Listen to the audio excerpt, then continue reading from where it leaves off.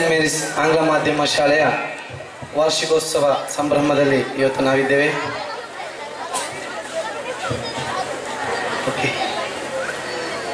ಈಗಾಗಲೇ ಫಾದರ್ ಅವರು ಮಾತನಾಡಿದರು.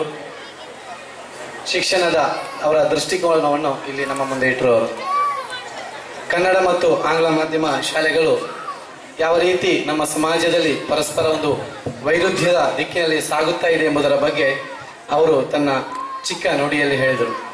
ಬಹುಶಃ ಹೌದು, ಶಿಕ್ಷಣದ ದೃಷ್ಟಿಕೋನ ಅದೇ ಥರದ್ದು. ಯಾಕಂತ ಹೇಳಿದ್ರೆ ಒಂದು 10 ವರ್ಷಗಳ ಹಿಂದೆ ನಮ್ಮ ಈ ಗ್ರಾಮೀಣ ಪ್ರದೇಶದಲ್ಲಿ ಕನ್ನಡ ಶಾಲೆಗಳಿದ್ದಂಥ ಸಂದರ್ಭದಲ್ಲಿ ನಮ್ಮ ರಕ್ಷಕರೇನಿದ್ದಾರೆ, ನಮ್ಮ ಈ ಗ್ರಾಮದ ಜನರೇನಿದ್ದಾರೆ, ಅವರ ಕನಸು ಬದಲಾಗ್ತಾ ಬಂತು.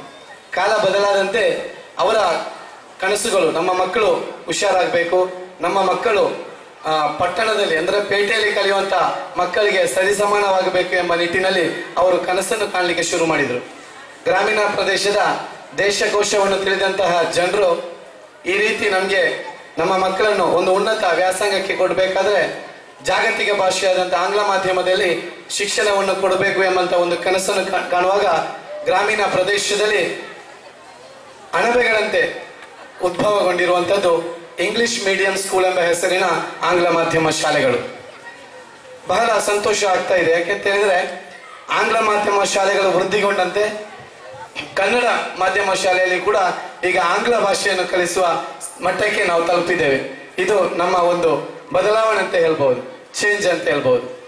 ನಾವು ಕಂಪ್ಯೂಟರ್ ಯುಗದಲ್ಲಿ ಇದ್ದೇವೆ. ನಾವು ಜೀವಿಸುವಂಥದ್ದು ಇಂಟರ್ನೆಟ್ ಯುಗದಲ್ಲಿ. ಬಹುಶಃ ಫೇಸ್ಬುಕ್ ಇರ್ಬೋದು, ವಾಟ್ಸಪ್ ಇರ್ಬೋದು, ಟ್ವಿಟರ್ ಇರ್ಬೋದು, ಈ ಲೋಕದಲ್ಲಿ ಜೀವಿಸುವ ನಾವು ನಮ್ಮದೇ ಒಂದು ಲೋಕದಲ್ಲಿ ತಲ್ಲೀನರಾಗಿರುವಂತಹ ಕಾಲಘಟ್ಟದಲ್ಲಿರುವಂತಹ ನಾವು ಯಾವ ರೀತಿ ನಮ್ಮ ಶಿಕ್ಷಣವನ್ನು ಮುಂದುವರಿಸಿಕೊಂಡು ಹೋಗಬೇಕು, ಯಾವ ರೀತಿ ನಮ್ಮ ಮಕ್ಕಳಿಗೆ ಶಿಕ್ಷಣವನ್ನು ಕೊಡಬೇಕು ಎಂಬುದರ ಬಗ್ಗೆ ಕನಸು ಕಾಣುವವರು.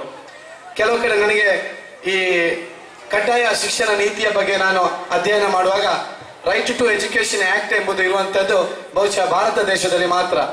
ಈ ದೇಶದಲ್ಲಿ ಹುಟ್ಟಿದಂತ ಒಂದು ಮಗು 6 ರಿಂದ 14 ವಯಸ್ಸಿನ ಮಧ್ಯೆ ಇರುವಂತಹ ಮಕ್ಕಳಿಗೆ ಕಡ್ಡಾಯವಾದ ಶಿಕ್ಷಣವನ್ನು ಕೊಡುವಂತ ಒಂದು ನಿಯಮವನ್ನು ಕೇಂದ್ರ ಸರ್ಕಾರ ಜಾರಿಗೆ ತಂತು. ಆ ನಿಯಮ ಬಹುಶಃ ಜಗತ್ತಿನಲ್ಲಿ ಎಲ್ಲಿಯೂ ಇಲ್ಲ. ಈ ದೇಶದಲ್ಲಿ ಹುಟ್ಟಿದಂತಹ ಪ್ರತಿಯೊಬ್ಬ ಪ್ರಜೆ ಕೂಡ ಶಿಕ್ಷಣವನ್ನು ಪಡೆಯುವಂತಹ ಹಕ್ಕನ್ನು ಹೊಂದಿರುತ್ತಾನೆ ಎಂಬಂತ ನಿಯಮವನ್ನು ಹೊಂದಿರುವಂತಹ ರೈಟ್ ಟು ಎಜುಕೇಶನ್ ಆಕ್ಟ್ ಬಂದ ಬಳಿಕ ಬಹುಶಃ ಕೇವಲ ಮಕ್ಕಳಿಗೆ ಶಿಕ್ಷಣ ಮಾತ್ರ ದೊರೆತದ್ದು ಅಂತ ನಾನು ಭಾವಿಸುವುದಿಲ್ಲ. ಶಿಕ್ಷಣದ ಜೊತೆಗೆ ಸಮಾನತೆ ದೊರೆತಿದೆ, ಶಿಕ್ಷಣದ ಜೊತೆಗೆ ನ್ಯಾಯ ದೊರೆತಿದೆ, ಶಿಕ್ಷಣದ ಜೊತೆಗೆ ಅವರಿಗೆ ಒಂದು ಈ ದೇಶದಲ್ಲಿ ಬಾಳುವಂತ ಒಂದು ಹಕ್ಕು ದೊರೆತಿದೆ ಅಂತ ನಾನು ಅನಿಸ್ಕೊಂಡಿದ್ದೀನಿ. ಅಷ್ಟರ ಮಟ್ಟಿಗೆ ಇವತ್ತು ಗ್ರಾಮೀಣ ಪ್ರದೇಶದ ಶಿಕ್ಷಣಗಳು ಬಹಳ ಮುಂದಕ್ಕೆ ಹೋಗ್ತಾ ಇದೆ. ಮುಖ್ಯವಾಗಿ ನಾನು ಹೇಳುವಂಥದ್ದು ಸೈಂಟ್ ಮೇರಿಸ್ ಆಂಗ್ಲ ಮಾಧ್ಯಮ ಶಾಲೆಯಲ್ಲಿ ಇರುವಂತಹ ಶಿಕ್ಷಣದ ವ್ಯವಸ್ಥೆಗಳು, ಇಲ್ಲಿ ಮಕ್ಕಳನ್ನು ಬೆಳೆಸುವಂತ ರೀತಿ, ಮಕ್ಕಳನ್ನು ಪರಿಪಾಲಿಸುವಂತ ರೀತಿ ಬಹಳ ಖುಷಿ ತಂದು ಕೊಡ್ತದೆ. ಯಾಕೆಂತ ಹೇಳಿದ್ರೆ ಈ ಶಾಲೆಯಲ್ಲಿ ಕಲಿತಂತ ಅದೆಷ್ಟೋ ಮಂದಿ ಇವತ್ತು ಟೀಚರ್ಗಳಾಗಿದ್ದಾರೆ, ಡಾಕ್ಟರ್ಗಳಾಗಿದ್ದಾರೆ, ಇಂಜಿನಿಯರ್ಗಳಾಗಿದ್ದಾರೆ. ನನಗೂ ಸಿಗ್ತಾರೆ. ಯಾಕಂದ್ರೆ ನಾನು ಕೂಡ ನಮ್ಮ ಅಂತರ್ಜಾಲದಲ್ಲಿ ಹುಡುಕುವಾಗ ಈ ಶಾಲೆಯ ಹಲವಾರು ವಿದ್ಯಾರ್ಥಿಗಳು ನನಗೆ ಸಿಗ್ತಾರೆ.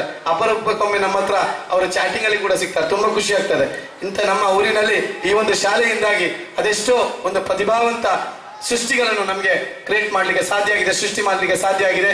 ಅದಕ್ಕೆ ಸೈಂಟ್ ಮೇರಿಸ್ ಆಂಗ್ಲ ಮಾಧ್ಯಮ ಶಾಲೆಯ ಈ ಒಂದು ಆಡಳಿತ ಸಮಿತಿಗೆ ನಾನು ಈ ಊರಿನವರ ಪರವಾಗಿ ಅಭಿನಂದನೆಗಳನ್ನು ಸಲ್ಲಿಸ್ತಾ ಇದ್ದೇನೆ.